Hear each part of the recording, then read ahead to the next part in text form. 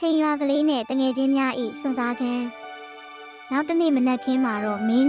ဟာသူ့ရဲ့တငယ်ချင်းဖြစ်သူတွေຫນွေကိုမှော်အိမ်ညောင်လေးအကြောင်းပြောပြဖို့ပြေးလွှားသွားခဲ့ပါတယ်။ຫນွေဟာပန်းပင်လေးတွေကိုရေလောင်းနေရင်မင်းရဲ့စိတ်လှုပ်ရှားဖွယ်ပုံမြင်တွေကိုအံ့ဩတကြီးနားထောင်နေပါတယ်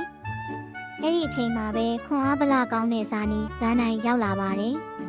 မင်းကအိမ်ညောင်လေးကိုပြလိုက်တဲ့အခါအိမ်ညောင်လက်တံလေးဟာတောင်တန်းကြီးတွေစီကိုလှည့်ပြီးတောက်ပတ်လာပါတယ်။ဒါဟာငါတို့ကိုခေါ်နေတာပဲအတူတူသွားကြမလားလို့မင်းကမေးလိုက်ပါတယ်။တငယ်ချင်း၃ယောက်သားမြူနင်းတွေကြားထဲကကြောက်တုံးတကားကြီးစီကိုရောက်လာကြပါတယ်။ຫນွေနဲ့ဇာနီတို့ဟာတောက်ပနေတဲ့နွယ်ပင်တွေကိုမြင်ရတဲ့အခါအယမ်းကိုအံ့ဩသွားကြပါတယ်။ဒါဟာတကယ်မော်ဝင်ကဘာကြီးပဲလို့နွေကတိုးတိုးလေးရေရွတ်လိုက်ပါတယ်။သူတို့အချိန်ဥယျာဉ်ထဲကိုရောက်သွားတဲ့အခါတီကာထိခါကစိုးရိမ်တကြီးနဲ့စောင့်ကြိုနေပါတယ်။တငယ်ချင်းတို့ရောက်လာတာအတော်ပဲအခုဥယျာဉ်ထဲမှာပြဿနာတက်နေတဲ့လို့တီကာကပြောပါတယ်။ကောင်းကင်မှာလည်းမဲမောင်နဲ့တိမ်တိုက်ကြီးတွေဖုံးလွှမ်းနေပါတယ်။တီကာကຫນွေကိုရှင်းပြပါတယ်။မှောင်မိုက်တဲ့အရေးကောင်ကြီးကအချိန်သီးလေးတွေကိုခိုးယူဖို့စူးစမ်းနေတယ်။အဲ့ဒီအသီးတွေပျောက်သွားရင်ရွာကလေးရဲ့အချိန်တွေရပ်တန့်သွားလိမ့်မယ်တဲ့။ຫນွေကတော့အချိန်သီးလေးတွေကိုတနာစပြုလာပါတယ်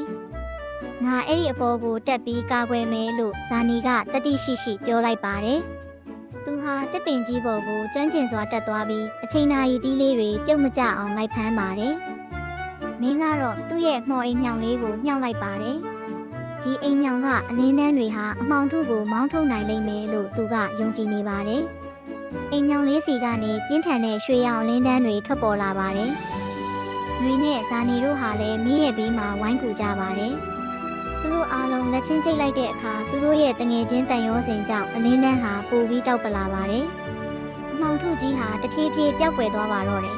။အမှောင်ထုပျောက်ကွယ်သွားတဲ့အခါဥယျာဉ်ကြီးဟာအရင်ကထက်ပိုပြီးလှပလာပါတယ်။တီကာဟာဝမ်းသာလုံးလို့တငယ်ချင်း၃ယောက်ကိုအချိန်ဆောင်တဲ့သမီးလေးတွေစီကရတဲ့မော်ပန်းပွင့်လေးတွေလက်ဆောင်ပေးလိုက်ပါတယ်။မင်းတွေနဲ့ဇာနီတို့ဟာအိမ်ပြန်လန်းကိုပျော်ပျော်ရွှင်ရွှင်ရှောက်လန်းခဲ့ကြပါတယ်။သူတို့ဟာအချိန်ရဲ့တန်ဖိုးကိုသာမကတငယ်ချင်းချင်းကူညီရတာဟာဘလောက်အင်အားကြီးမားတယ်ဆိုတာကိုပါသိသွားခဲ့ကြပါပြီ။